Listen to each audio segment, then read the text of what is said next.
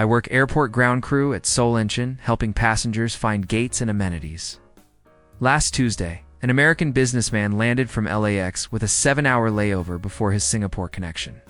He stormed up to my desk, demanding to see the manager, claiming we'd tricked him with false advertising. "Where's the actual airport?" He kept saying. I told him he was standing in it.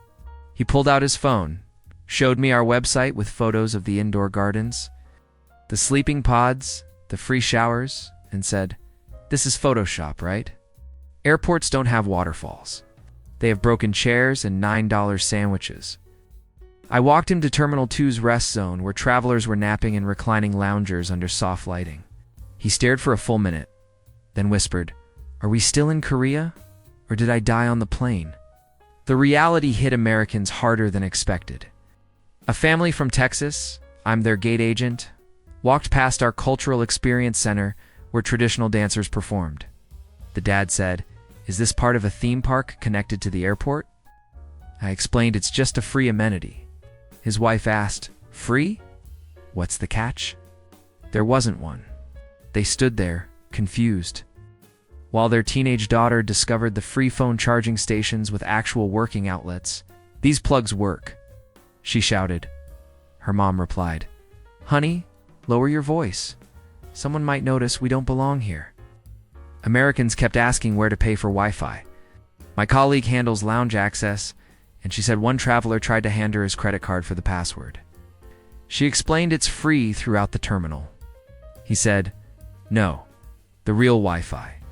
The one that actually works." She assured him the free Wi-Fi was fast enough to stream movies. He backed away slowly, muttering something about honeypots and identity theft. Another woman asked where the premium restrooms were because the ones I found were too clean to be free.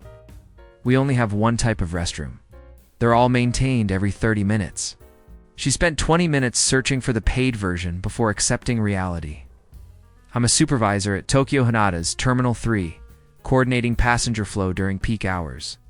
Yesterday morning, an American couple arrived for their connecting flight to Bangkok. The husband spotted our prayer room and asked, "Is this where you pay extra for quiet time?" I explained it's a free multi-faith space. He nodded knowingly and said, "Right, but what's the actual price?" "Don't worry, I know how airport scams work. You say free, then charge $50 for 15 minutes. I showed him families using it without paying. He studied them like a nature documentary, then whispered to his wife, "They must have some premium credit card we don't know about." My cousin manages baggage claim at Taipei Taoyuan, and she told me about an American professor who stood at the carousel for 40 minutes after his luggage appeared. He wouldn't take it because airports don't work this fast. "Someone's testing us."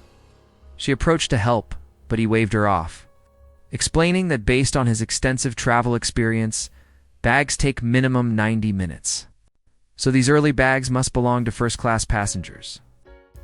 His was clearly marked with his name tag. She pointed this out.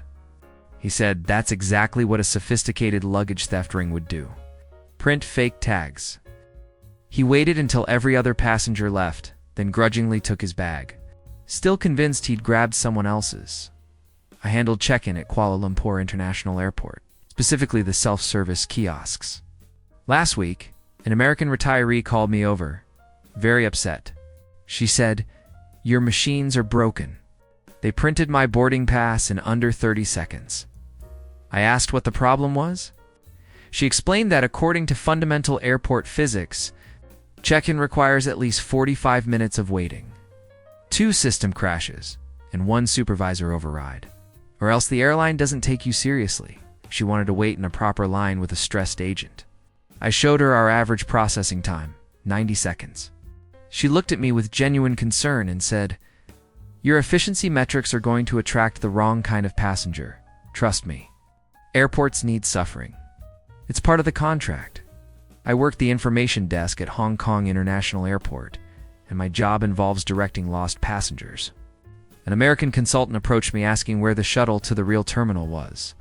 I explained this is our only terminal. He said, "No, I mean the one where flights actually depart from. This looks like a shopping mall." I confirmed all gates operate from this terminal. He pulled up photos from Newark Airport on his phone, showing cramped corridors and peeling paint, saying, "See? This is what airports look like. Your building is too nice. Where are the water stains? The flickering lights? The sense of despair?" I suggested he check his departure board. He muttered, "Something's not right here," and walked away, periodically glancing back at our marble floors with suspicion.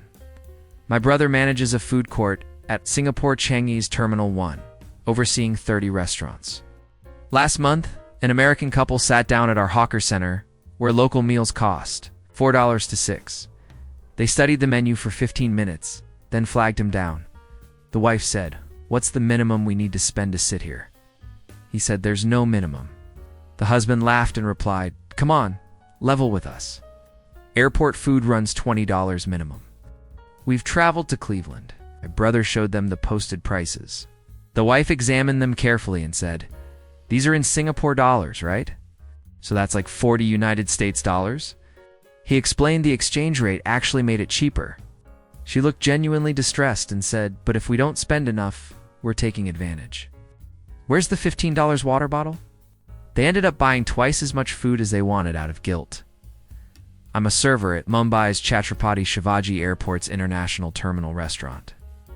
2 weeks ago, an American businessman ordered our thali plate, which comes with 6 dishes, rice, and bread for 450 rupees, roughly $5.50.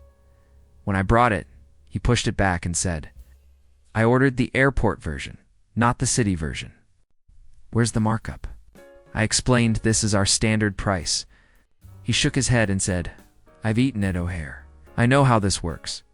You're supposed to charge triple because we're trapped here. It's in the Geneva Convention or something." I assured him the price was correct. He examined the food suspiciously, then asked, "Is this expired?" That would explain it. I watched him eat it anyway, checking each bite for freshness. The whole meal consumed in anxious confusion. I work concessions at Dubai International Airport, specifically the duty-free chocolate shop. Last Tuesday, an American tourist picked up a Swiss chocolate bar priced at 12 dirhams. It's about $3.25. She brought it to my register and said, "This is the wrong tag. Airport chocolate costs $12 minimum." I scanned it. She stared at the display showing 12 AED, then said, "Your scanner's broken. I need to pay the real price or you'll get in trouble." I explained it's correct. She set her credit card down and said, "Just charge me $15. I'm not going to be the reason you lose your job over pricing errors." I processed the actual amount. She left reluctantly, turned back twice, then returned 5 minutes later to ask if I was okay and whether my boss had noticed the glitch. My aunt handles the cafe in Beijing Capital Airport's Terminal 3, near Gate 23 yesterday. An American family ordered 4 cappuccinos at 35 yuan each, approximately $5 total. The father handed her 200 yuan and said, "Keep the change. We know you're underpaid." She tried returning the excess, but he refused, explaining, "LaGuardia charges $8 for burnt coffee in a paper cup. You're basically giving this away." "Take it," his teenage son said. "Dad, maybe their economy's different."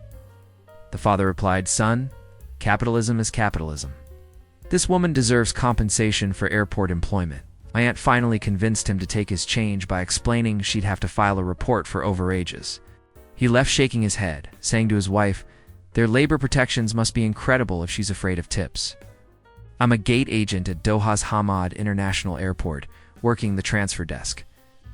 Last week, an American woman missed her connection to Cairo because she spent 90 minutes searching for the ground transportation hub to get between terminals. "I found her wandering near Gate A7, she said. "I need a taxi to Terminal 2. I explained we only have one terminal. She pulled out a crumpled departure list from Dallas-Fort Worth Airport showing their 9 terminals and said, "Airports have multiple terminals. That's the definition. Where's the shuttle bus? The train. The 40-minute commute between gates." I walked her to her new gate, a 7-minute walk. She seemed personally offended by the convenience and said this is an airport, not a hallway. You need infrastructure, transfer desks, confusion. Otherwise, what are we even doing? My roommate works security at Amsterdam Schiphol Airport. He told me about an American passenger who refused to proceed through our automated border control. The man said, "I need a real person to check my passport because machines don't have that defeated look that proves it's a real airport." My roommate explained the system uses facial recognition and takes 15 seconds. The passenger said, "Exactly. Real immigration takes 45 minutes minimum, involves at least 2 stamped pages, and ends with someone sighing heavily. Your robot's too cheerful. I don't trust it." He stood in a line for the staffed booths instead, waited 30 minutes. Then when asked why he didn't use the automated lanes, said, "Because I need the complete degrading experience, or the stamp doesn't count." I coordinate transport at Kuala Lumpur International Airport's train station, connecting the airport to the city. Last month, an American graduate student approached me, clearly distressed. She said, "I need to get downtown, but I can't find where they hide the expensive, inconvenient options." I showed her our express train. 28-minute journey, 55 ringgit. About $12, she said. No, the real option. The one where I wait 90 minutes for a shuttle that costs $65 and stops at 4 hotels I'm not staying at. I explained this is our fastest option. She looked at the clean platform, the digital arrival board, the comfortable waiting area, and said, "You're telling me the best option is affordable, fast, and clearly marked. What kind of airport are you running?" She kept asking where the complicated, expensive alternative was until her train arrived. She boarded reluctantly, still convinced she'd missed the authentic transportation. I'm a bilingual staff member at Incheon's Arrival Hall. It's helping non-Korean speakers. 2 days ago, an American couple asked me for directions to the bus terminal. I explained in English, pointing to clear signage also in English. The husband said, "Wait, you speak English?" "But we're in Korea," I explained. "Most airport staff are multilingual." His wife interrupted, "Hold on. When we landed in JFK from London, nobody spoke English. The signs were confusing, the staff couldn't help. And we're from New York. How does Korea have better English support than America?" I suggested different airports have different standards. The husband looked around at our clearly marked signs in 5 languages and said, "This feels like showing off. Do you really need this many helpful signs? Leave some mystery. Make us work for it." It's working at these Asian airports. I've learned Americans arrive expecting 1980s infrastructure and discover 2025 reality. Last night, I helped an American family find their hotel shuttle at Singapore Changi. The mother asked me, "Why don't American airports do this?" I didn't have a diplomatic answer. Her husband said because we invented flying, so we get grandfathered into terrible airports forever. It's tradition, their daughter, maybe 16 years old, looked at our butterfly garden. Our 24-hour food court with reasonable prices, our free showers and sleeping pods, and said, "Dad, I think we just normalized dysfunction." He didn't reply. They walked toward their shuttle in silence, and I watched them take photos of our indoor waterfall like it was a museum exhibit. Proof that airports could be something other than endurance tests. Maybe that's the real difference. We built airports for travelers. They built terminals for processing.